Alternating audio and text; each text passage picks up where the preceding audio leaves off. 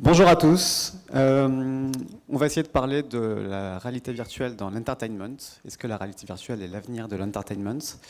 Alors, on ne va pas vous passer de jolis slides. Je pense que vous avez assez d'écrans dans la journée et au cours de différentes présentations. On va plutôt essayer de parler entre nous de façon plus décontractée. Moi, je suis journaliste pour Uzbek Erika, le média qui explore le futur. Donc, un site web, uzbekerika.com, et un trimestriel. Donc, évidemment, parler de réalité virtuelle, ça nous intéresse. Et donc, on a le plaisir d'accueillir Elisha Karmitz, directeur général du MK2, qui est là pour nous parler donc, de comment est-ce qu'on va se projeter dans la réalité virtuelle à travers ces activités de loisirs.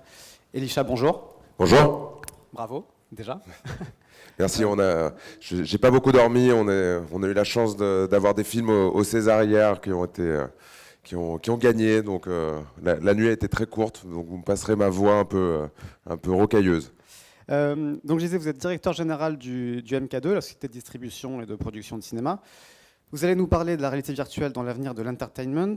Aujourd'hui, la réalité virtuelle propose une plongée inédite à 360 degrés dans un univers visuel, sonore, et aujourd'hui même dans le toucher, dans les différents sens, comme on peut le voir sur les différents stands. À travers l'immersion interactive de la réalité virtuelle, le spectateur devient de plus en plus acteur. Certaines technologies permettent déjà de capter l'ensemble des mouvements du corps qui se retrouvent projetés à l'écran. Ça donne vraiment une nouvelle expérience quelque part entre le film, le jeu vidéo, voire le parc d'attractions de plus en plus. Certains parcs doivent ouvrir ou ont déjà ouvert cette année en Europe ou aux États-Unis. Alors, est-ce que cette réalité virtuelle va venir complètement bouleverser l'industrie du cinéma? Est-ce qu'elle va se développer de façon autonome à côté du cinéma, comme un nouveau médium à part entière? Ou est-ce que ce n'est qu'un gadget éphémère qui va finalement finir par s'essouffler? On va aborder toutes ces questions. Quelques mots avant pour parler de votre parcours. En 2006, vous dirigez le trimestriel 3 couleurs, consacré au cinéma et à la culture. À partir de 2008, vous avez la charge des opérations de communication du groupe MK2. Et vous créez en 2012 MK2 Agency, une agence spécialisée dans la communication audiovisuelle. On vous doit donc la coproduction de plusieurs œuvres de cinéma et fiction documentaire, dont Au-delà des montagnes de Jia Zhangke, c'est ça, déjà sélectionné à Cannes l'an dernier. Et donc cette année, Juste la fin du monde de Xavier Dolan, qui a eu le Grand Prix au Festival de Cannes et qui vient d'avoir hier soir 3 Césars, dont celui de meilleur réalisateur et meilleur acteur. Vous avez aussi développé plusieurs projets originaux autour du cinéma.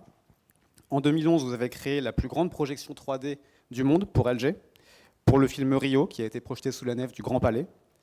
Vous avez aussi mis en place le festival Cinéma Paradisio, qui propose des séances de cinéma aussi originales. On peut voir des films allongés dans un lit ou au volant d'une voiture, avec d'autres événements organisés autour du cinéma, comme des événements des soirées clubbing ou des événements de jeux vidéo, même des mélanges de restauration et de cinéma. Donc vraiment, tous ces événements ont un point commun, celui qui est un peu la constante de votre philosophie, toujours innover, essayer d'être pionnier dans le cinéma pour en faire un lieu de vie vraiment et de partage, diversifier l'expérience du cinéma. Et dans le cadre de cette philosophie d'expérimentation, vous avez mis en place au MK2 Bibliothèque, dans le 13e arrondissement, un espace de réalité virtuelle, dédié à la réalité virtuelle, où le spectateur est invité à découvrir ce que vous appelez, vous, un nouveau médium à part entière. Alors peut-être pour commencer, nous parler de cet espace au MK2 Bibliothèque, comment il se présente, qu'est-ce qu'on peut y découvrir? Alors en effet, on a ouvert le 9 décembre dernier un espace qui est entièrement dédié à la réalité virtuelle. Il est situé à la pointe du MK2 Bibliothèque. C'est un espace à part, c'est un espace qui est entièrement vitré, ouvert. Et ce qui est intéressant là-bas, c'est qu'on l'a vraiment tout conçu et pensé pour pouvoir permettre tous les différents usages de la VR. On y diffuse des films 360, des documentaires, mais aussi des jeux, des simulations. Donc tous les espaces sont faits en room scale. Et on a été obligé en fait de penser tout le design, donc d'essayer de faire disparaître la technologie pour la mettre au profit du contenu et de créer une expérience utilisateur pour que ça apparaisse comme quelque chose de simple, facile, accueillant pour les gens. Et comme vous le voyez, on le voit sur pas mal de stands, souvent la VR en fait se résume à des ordinateurs, des câbles et un casque. Donc on a essayé de faire disparaître tout ça pour que ce que les gens voient et ce dont ils se rappellent, ce soit exclusivement le contenu et que ce soit beau et agréable à vivre.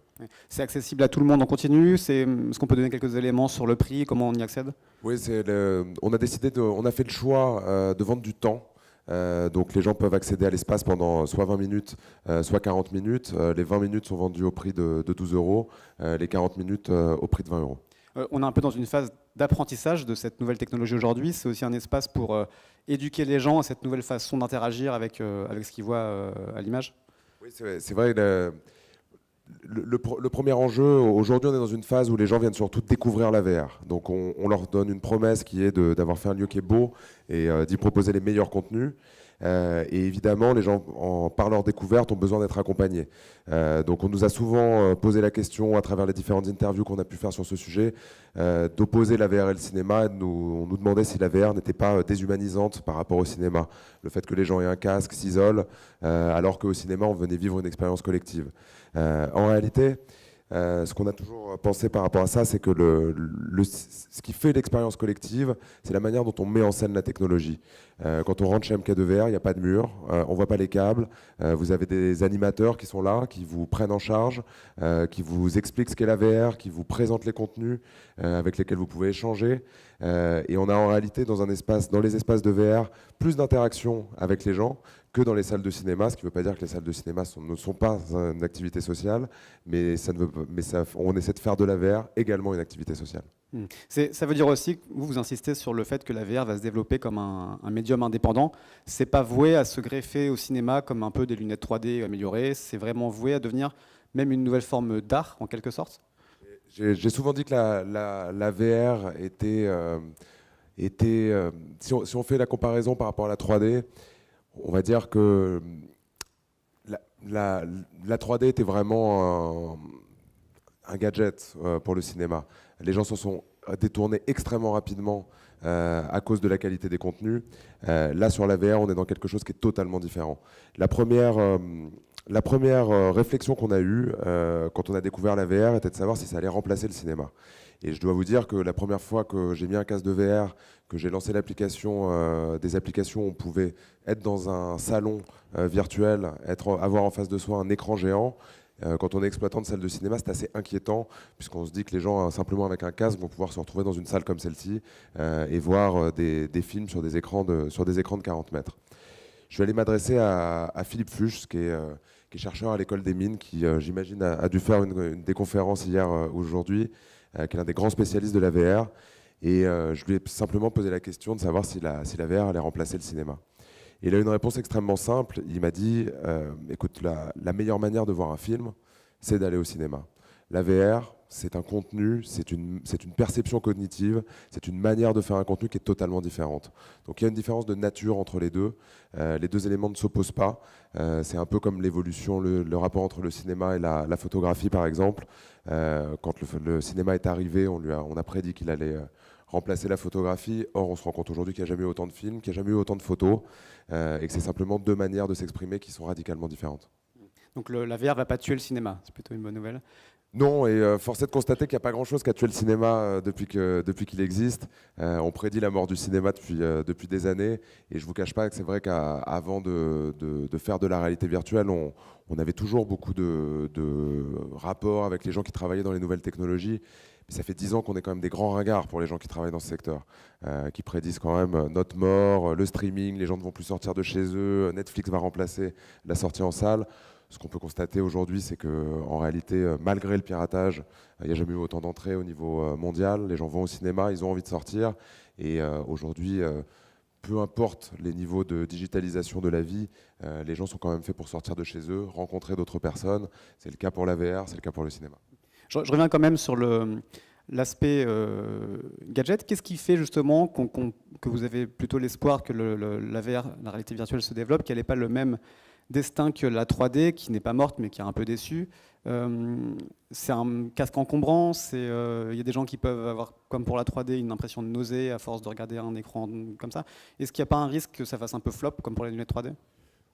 J'ai la certitude que non, si vous voulez, dans la VR, c'est pas simplement une technologie pour l'entertainment. En réalité, l'entertainment est une toute petite partie de ce que va être cette révolution. La réalité virtuelle avec la réalité augmentée, avec la réalité mixte, et avant tout une révolution de ce que vont être nos interfaces informatiques. pense, et moi c'est ma conviction, c'est que ce qu'est le début de cette évolution, c'est surtout qu'avec la VR et la réalité augmentée, on va pouvoir faire tout ce qu'on fait avec nos téléphones portables, sans nos pouces, avec notre tête, notre pensée, notre regard, avec des grands gestes, et que ça va entièrement remplacer justement l'usage par exemple des téléphones portables. Dans la partie entertainment, la VR est extrêmement intéressante parce qu'elle est entièrement immersive et elle permet de tout d'un coup recréer un monde qui est totalement différent. Et c'est une perception qui est très différente du cinéma parce qu'on est très actif, on est très sollicité en VR. Le corps est sollicité, l'esprit est sollicité. Par exemple, on nous pose aussi souvent la question sur la question des formes, de est-ce qu'il va y avoir des longs métrages en VR ? Comme si la possibilité d'un long métrage en VR était une forme d'aboutissement pour la technologie et une forme de garantie sur sa pérennité. À titre personnel, je ne crois pas du tout. Je crois que ce n'est pas nécessaire. Je pense que la forme de la VR, ce n'est pas le long métrage. Justement parce qu'on est beaucoup plus actif. De la même manière que la forme du cinéma, ce n'est pas des films de 3 heures. Ça doit rester l'exception. La forme du cinéma, c'est un film de 1h30, 1h45 qu'on voit dans une grande salle comme celle-ci avec un projecteur. Les choses sont assez codifiées et le rapport entre le fond et la forme sont aussi des choses qui font sens. Donc on voit des choses courtes en réalité virtuelle qui vont être, je pense, interactives puisque la forme de la VR va être extrêmement interactive en narration. Là va être pour le coup un avenir pour l'entertainment, mais certainement pas l'avenir du cinéma. C'est quand même pas pour rien si MK2 s'intéresse à la VR. Il y a beaucoup de points communs avec le cinéma dans le savoir-faire que vous avez. Justement, ce savoir-faire du cinéma, il est adaptable à la VR. Vous pouvez, notamment dans les formes de narration, dans les formes de traitement de l'image, vous faites appel à ce savoir-faire-là pour développer des nouveaux formats? Oui, il y a deux aspects dans le savoir-faire. Il y a en effet le fond et la forme. Donc dans le forme, on fait appel à notre savoir-faire de cinéma pour créer des lieux, qui soient des lieux de vie où les gens se retrouvent pour venir consommer du contenu. Et on est, nous, des programmateurs. Donc on fait le choix parmi le tri de l'ensemble des contenus. On va chercher des exclusivités, on est en rapport avec les studios et on propose une programmation qui est un point de vue sur le monde, sur la technologie. Ensuite, l'expérience qu'on a dans la fabrication des contenus et l'expérience que le cinéma a dans la fabrication des contenus et le point commun, c'est la capacité à raconter des histoires et à générer des émotions. Le vrai élément commun, c'est que les artistes, les créateurs ont souvent les meilleurs quelque chose à dire et souhaitent utiliser la meilleure forme pour le dire et cherchent avant tout à diffuser ce message et à créer des émotions pour les gens. C'est la raison pour laquelle sur, par exemple, les réalisateurs de films, je pense que les réalisateurs de cinéma par rapport à la VR ne veulent pas l'utiliser comme un gadget. Et il y a beaucoup de réalisateurs qui ont des idées de films dans la tête et ils vont se mettre à faire de la VR parce que tout d'un coup, ils ont le sentiment que cette technologie leur permet de faire le film qu'ils ont dans la tête, qu'ils ne peuvent pas faire avec une forme de cinéma normal. Et tant que la technologie, par ce qu'elle est capable de développer en termes de montage, en termes de capacité de tournage, ne va pas leur apporter les outils suffisants, ils ne vont pas l'utiliser. C'est en tout cas l'expérience qu'on a, notamment avec Jazz Anke, qui va certainement, et qui travaille sur un film en VR, mais qui attend certains niveaux d'évolution technologique qui lui permettent vraiment de dire ce qu'il souhaite. Donc ça veut dire quoi un film en VR? Est-ce qu'il y a une notion de personnalisation de l'expérience? Justement, chacun choisit dans quelle direction il regarde quand on est à 360 degrés, chacun choisit comment il interagit éventuellement. Il y a beaucoup de choses à la frontière des jeux vidéo aussi, sur des algorithmes qui personnalisent l'évolution du scénario suivant les choix du spectateur qui devient acteur. Un film de VR, c'est un film qui est une œuvre individuelle qui se renouvelle à chaque visionnage. Écoutez, je pense que tous les producteurs, les diffuseurs et les créateurs sont en train de découvrir ce que c'est un film en VR et que sont en train à la fois de l'inventer, mais aussi de le découvrir. Moi, ma conviction, c'est que ce que la VR va changer ou ce qu'elle est en train de faire évoluer, c'est le cloisonnement entre certaines formes de création. Aujourd'hui, on le voit depuis plusieurs années, le rapport entre le jeu vidéo et le cinéma devient de plus en plus proche. On l'a vu avec les grands studios de jeux vidéo qui se sont lancés dans le cinéma, comme Ubisoft avec Assassin's Creed. Aujourd'hui, quand on fait une expérience en VR qui est une narration, qu'elle est interactive, on a souvent envie soit de la classer dans une catégorie. Est-ce que c'est un film? Est-ce que c'est un jeu? Je pense qu'aujourd'hui, il va y avoir ce que amène la VR, c'est la mixité, ces deux éléments qu'on ne va pas pouvoir classer dans cette forme de catégorie, que la catégorie, ça va être de la VR, mais que par contre, on peut avoir un point de vue sur le fait que est-ce que c'est de la VR, on va dire, d'auteur, ou est-ce que ça va être de la VR grand public, ou ça va être une VR de comédie, mais catégorifier la VR entre regarder, interagir et créer une opposition entre ces éléments est à mon avis quelque chose qui n'aura pas de sens. Est-ce qu'il y a vraiment besoin du coup de développer des espaces spécifiques pour la réalité virtuelle, dans la mesure où c'est des casques qui peuvent être, qui sont portables, qui sont une expérience qui peut être quand même assez solitaire? Est-ce que la VR, c'est pas aussi, pas la fin des salles de cinéma, mais la fin d'un espace de partage comme ça, un peu sacralisé, où on se retrouve pour aller voir une œuvre? Écoutez, je pense qu'à partir du moment où l'espace de partage est sympa, qu'il est joli, qu'il y a un café, c'est quand même une bonne occasion de se retrouver. Donc ça dépend ce qu'on en fait. Euh, Après, vous savez, quand les salles de cinéma sont pas sympas, mal programmées, miteuses, mal renouvelées, on n'a pas envie d'y aller non plus. Alors que quand c'est des jolis espaces de vie et quand il y a des espaces agréables, on a envie. Euh, Aujourd'hui, ce qui est dans le time to market et tout de suite, ce qui est évident, c'est que c'est difficile pour le grand public d'avoir accès aux meilleurs casques, aux meilleures technologies, aux meilleurs ordinateurs, de les entretenir, de faire en sorte que ça marche et juste de rentrer chez soi et de pouvoir allumer son casque de VR. C'est cher, faut le reconnaître et ça prend de la place. Donc nous, on propose en fait de mutualiser les casques. Les gens en ont chacun une partie, ils les louent, ils peuvent les utiliser, ils n'ont pas à s'inquiéter de la programmation, on va chercher les programmes pour eux. Donc moi, je crois beaucoup dans le développement de ces salles. Je pense qu'il va y avoir beaucoup de salles de VR dans les mois qui viennent.